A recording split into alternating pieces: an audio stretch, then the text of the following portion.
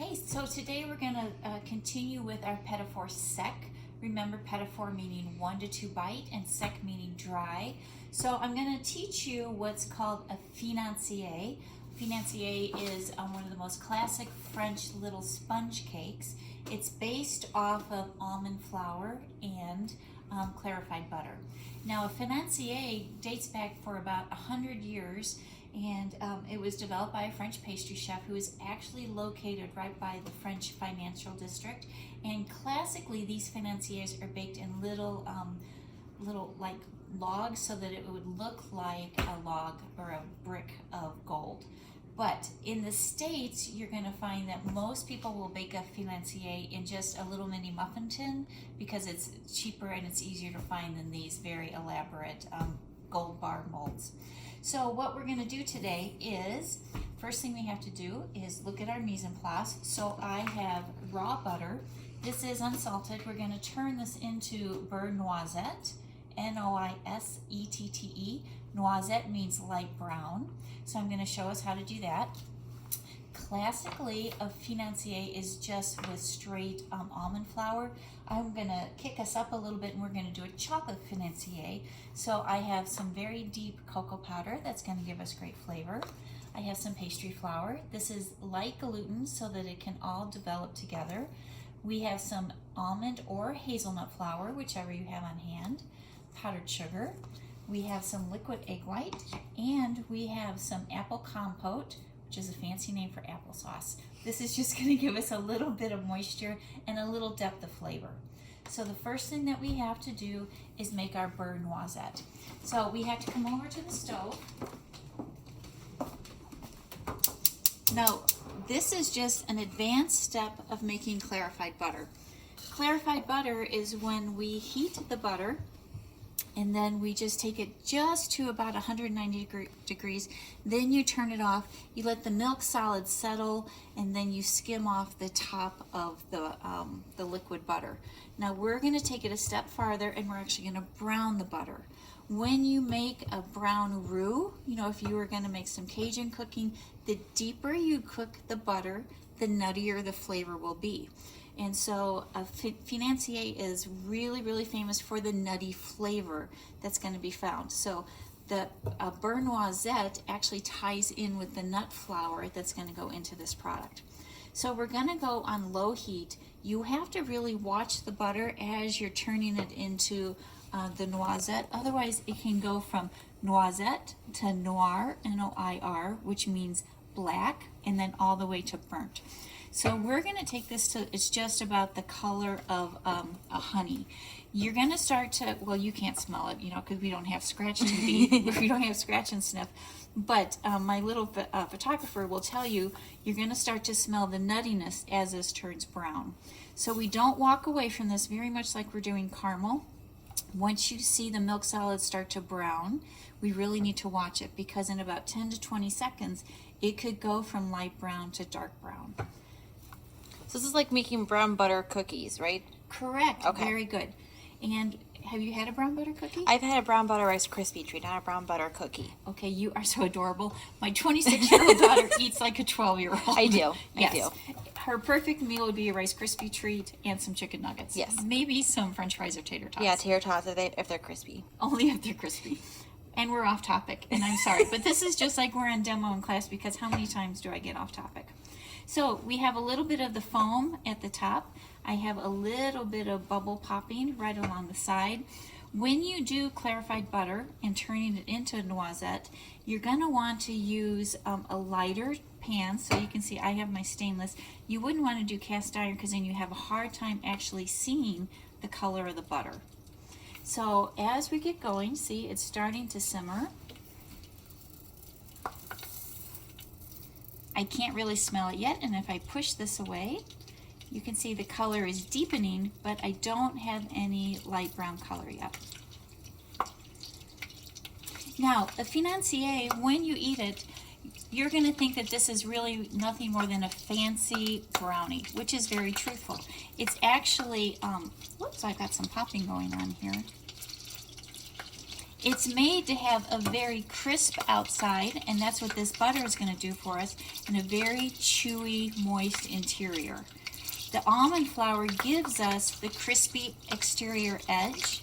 The gluten, the bread flour or pastry flour, gives us the chewiness. So that's why when you first bite into your Financier, you're going to think, oh, maybe I overbaked it. But that's just the crispness of the almond flour, and then the interior will be chewy like a brownie. So it's really the best of both worlds. These are starting to pop up all over the United States. You'll see them in very elaborate petit-four sec platters. Some pastry chefs won't even label it a Financier because sometimes the fancier the name, people think that they won't really like it. But these, you can see them in the nicer patisserie shops downtown. In New York, they're in almost every hotel when you're on a dessert buffet. Now, if you look at my butter, you can see it's getting much thinner. Kelsey, can you start to smell it a little bit? I can. Yep. You can see the color is deepening right along the edge. We're not there yet. And if you look, you can see some browning. Do you see that on the side of the pan? Yeah, you can see it. That means that my butter is just starting to turn. And now, Kelsey's doing a great job. You can zoom into this outer edge, and you can see the browning. This is the milk solids that are actually caramelizing. Caramelizing, we know, brings out a nutty flavor. So look at the butter. It's almost transforming right in front of our eyes. Now, what we want to watch out for is that these milk solids that are browning, are they going to be smooth, Kelsey, or are they going to be crunchy? I think they're going to be crunchy. They're going to be crunchy. And that will take away from the smoothness of the interior of our pastry. So what we're going to have to do is strain this out. Look at that. That's been just about 15 seconds since I pointed that out to you. And look at the color now. It's really, really beautiful. I can smell the nuttiness. Can you smell it, you can Kels? definitely smell the nuttiness. So I'm going to give it just about, I don't know, by the time I'm done talking, I'm going to be done. So look at this beautiful color. Do you see all these milk solids at the bottom? Yes. Yes. So those are the products that we don't really want into our Financier. So I'm going to take this over. Heat is off. And I'm actually going to strain this. And straining is just going to remove those milk solids. Look at that beautiful color. And see, you can see the milk solids are getting trapped in the strainer, and I still have a lot that are left in my pan. And look how beautiful dark brown this is. Remember, just like when I lecture caramel, it always looks deeper in the container than what it really is, just from the depth of it. So if I were to spoon this out, see, it really is the color of light honey. When you look at it in the bowl, you're going to think, oh my gosh, Chef, it's like coffee. It's Sunday morning, you've overdone this. Or really, really deep steeped tea, but that's perfect. Okay, so this is going to cool slightly, and I'm going to go ahead and finish mixing the rest of my Financier. Let this cool. Now the next thing I want to do is start to add my dry ingredients. So first is powdered sugar. Remember, powdered sugar dissolves almost instantly when it goes in with any type of liquid, so I don't have to worry about any grittiness.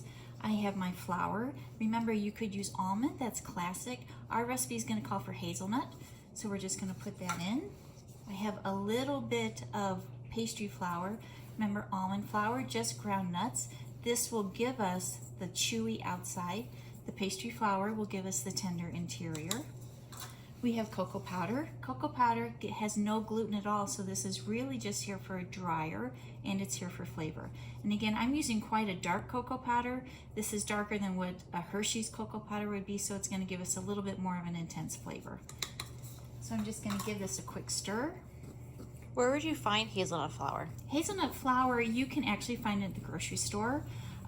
If you can't find it, all it is blanched hazelnuts. Blanched means that the skin is off, and then you just have to put it in your food processor and just grind it till it's a fine powder. So hazelnut flour, you're going to be shocked, is even more expensive than almond flour, because hazelnut is probably the second most expensive nut, that and macadamia nuts. So that's why if you don't have hazelnut flour, you don't want to spend the food cost on it, please use almond flour. Okay, so this is nice and set. So I'm going to put in my apple compote, or my Mott's applesauce that I have at home. Unsweetened though. And I have my liquid egg whites, I'm sorry. So I don't have to whip these, because what's going to happen, this batter actually has to just refrigerate for about 1 to 2 hours so that it thickens. and the cold batter when it goes into the hot oven, just like when we do our madeleines, which we're going to do the same day that we do these financiers, it's going to have thermal shock. So when something cold goes into the hot oven, we're going to get some rise into it. Okay, so this is nice and smooth. And now all I have to do is add my beurre noisette. And Kels, why do you think I had to cool off this butter before I put it in the batter? So the egg whites don't cook? So the egg whites don't cook. Because if my egg whites coagulated, I would have just bits and pieces of egg white in there instead of a nice smooth batter. Okay, it looks very reminiscent of a brownie batter, doesn't it? It sure does. It sure does. So again, classically, we're just moving this a little bit into the chocolate family. You could just keep this, eliminate the cocoa powder, and put in the substitute of pastry flour, and you would just have classic almond financiers. So what I want to do now is just refrigerate this, because look how fluid this is. And we're actually going to do a garnish, because again, it's very modern now to put pieces of chopped nut and dried fruit on the top of this. And if I were to do this, what would happen, my garnish would just sink right to the bottom. So I'm going to take some plastic wrap,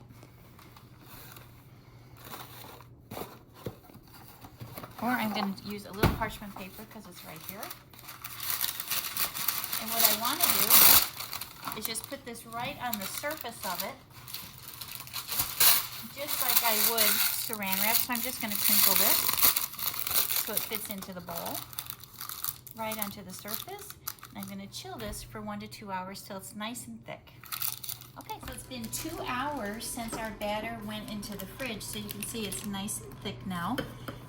I'm going to just scrape this out, and you can do 2 spoons to fill your molds, but again, we try to be professional and clean, so we're going to use a pastry bag to pipe it, and then we'll get a little bit more even portion control.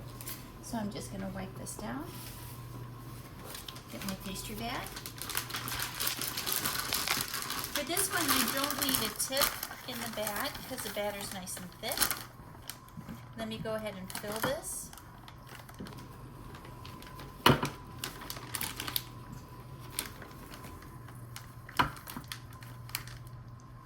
Kelsey, will you hand me that white fudge scraper, please? Yeah. Thank you.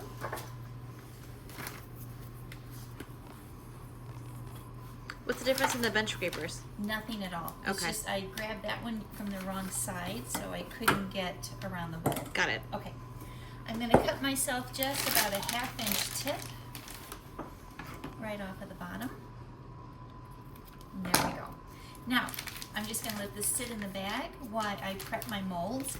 And I wanted to show you that a financier, besides just being in the classic gold bar shape, it can go in a half dome. We're going to use a mini muffin tin. You could do individual tart tins.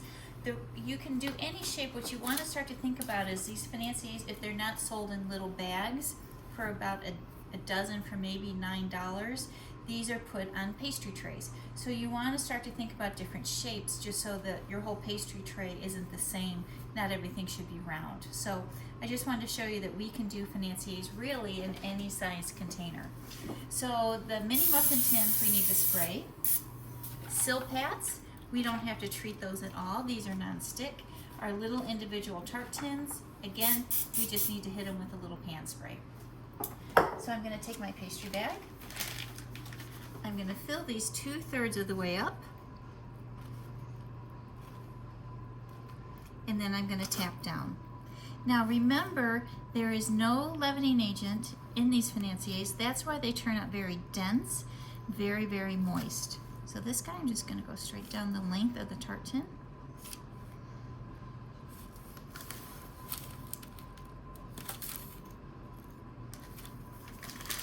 And then once we get all of our tins filled, what we want to do is add a little bit of texture, because we don't want everything to be so soft. Again, though, classically, the first financiers didn't have any type of texture at all, but it is now very modern to go ahead and do it. So I'm going to top ours with 3 things. First, this is what I talked about before I spelled it out for you. This is called Gianduy chocolate. Gianduy chocolate is milk chocolate that has 35% hazelnut paste added to it. So the hazelnut paste goes with the nut flour that's inside of the batter. I have dried apricots because apricots and hazelnuts go great. And for a little crunch, I'm going to use some chopped hazelnuts. So you can see all of these things are kind of tying together. You could do dried cherries and pistachios. You could do cashews. You could put really anything on the top. You want it to have a little bit of a pop of color. Now you might say, Chef, why don't I just mix my inclusions? Remember, bulk ingredients are called inclusions. Why don't I mix them on the inside and just pipe it? The key is, again, the outside of the Financier should have crispness to it, while the inside is really smooth and chewy. So if I were to put these inclusions on the inside, it would throw off the interior texture. So I'm just going to take some of these. I'm going to just start to sprinkle them on. We want to make sure that we have a nice random spread. And again, you can see I'm going to have a little pop of white, a couple pieces of my gianduit. So you can put all these toppings on one? Yes, so every one of these are going to have 3 toppings. So think if I did green pistachios and then a pop of color with my dried cherries, that would be very pretty. You could do macadamia nuts and a white chocolate because those 2 colors are classic together. So any topping that you put on is really open for interpretation, whatever you think you would like. And again, it kind of goes again with whatever else is going on the pastry buffet, so that not everything is just straight chocolate, chocolate, chocolate.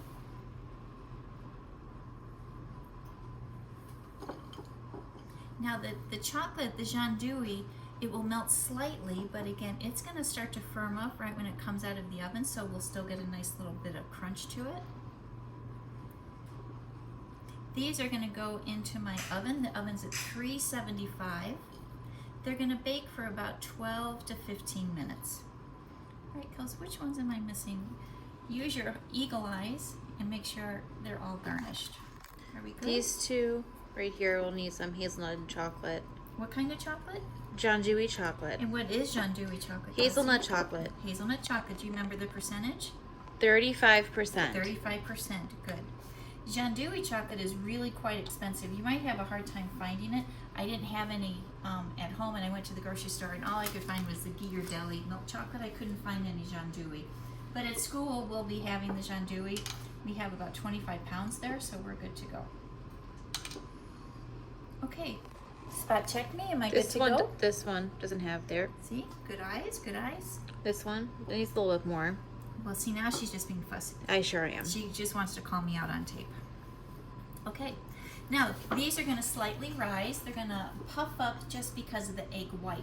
Remember, there's no chemical leavener in these financiers, so they will just mound a little bit. Again, that's just because of the egg white protein rising when it's in the oven. We're going to check this like we would any tea cake or a high-fat cake. And so a toothpick in the center, it should come out clean. Okay, so I'm going to put these in. We're going to check them. My convection phase is going on the oven, so I'm going to check them after about 10 minutes. 8 minutes, so let's take a peek at these. You can see they're slightly starting to puff. If I were to test them, I still have a little bit of moisture in there. So these Can you show the camera? There's just a tiny bit of moisture, not much. So the silk hats have actually puffed more because the metal, what does metal do? Metal cooks faster than this silicone would. My little tarts in the back, let's check those.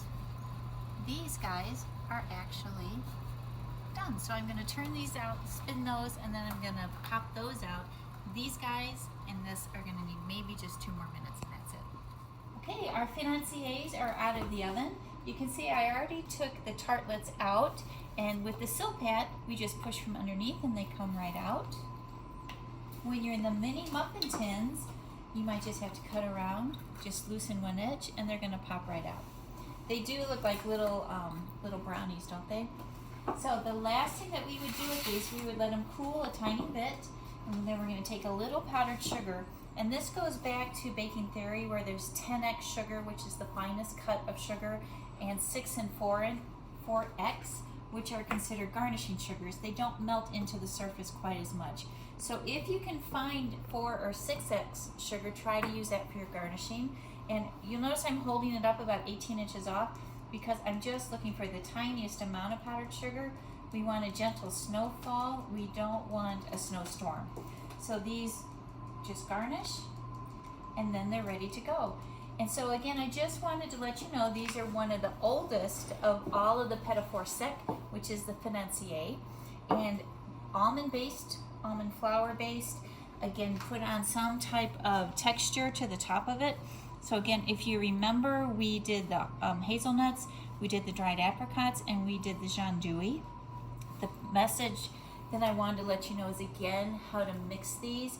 We combined the dry ingredients. We clarified and turned the butter into beurre noisette, Noisette, which means light brown. We mixed that in, we let it cool, and the egg whites went in. Okay, because remember, the beurre noisette needs to be just above room temperature or it will end up coagulating the egg whites. You then let that batter go under refrigeration for about 1 to 2 hours until it's nice and thick so that the components that we put on the top don't sink in. Then we went ahead and baked 375 oven, about 15, maybe 25 minutes depending how hot your oven runs. Bring them out, let them cool slightly, and then garnish. The shelf life of this is quite long. Remember, it also has the apple compote. That just gives us a little bit more moisture in the Financier. So this shelf life would be about 3 to 4 days. They can be refrigerated up to about a week, or guys, we can actually freeze these for about, I want to say 4 to 5 weeks. Let them thaw, and then re-powdered sugar them, and they're ready to go. If I wanted to make these even nicer, if it's a VIP, you could dip the bottom just in a little chocolate or drizzle a little chocolate over the top of them. And then again, that would upscale the dessert. So again, Financier from the Financial District and a classic Petit Four Sec.